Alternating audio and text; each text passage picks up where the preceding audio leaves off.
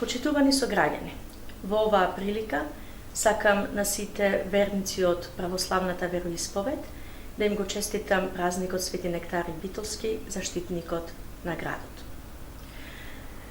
Вечерва ја имавме свечената духовна академија, каде што можевме да видиме прекрасни изведби од црковното византиско пеење.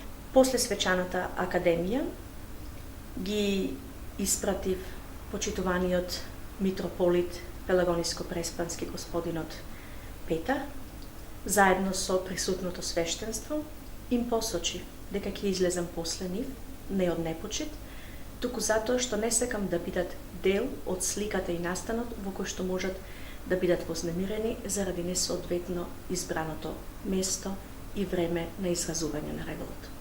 Никогаш, како градоначалник, не сум негирала дека Битола имала и има проблеми со загадениот воздух. Напротив, со оние политики кои што досега сум ги спровела, сум покажала дека свесно и будно гледам на дадениот проблем. Но она што сакам да им го посакам токму на празникот на градот Свети Нектари Битолски, на битолчаните кои што веруваат во него, дека она што треба да го имаме сите и зашто треба да се молиме сите пред се доброто здравје и добриот вид. И најмалата честица на доброто да ја израснеме сите заедно, затоа што само така може да не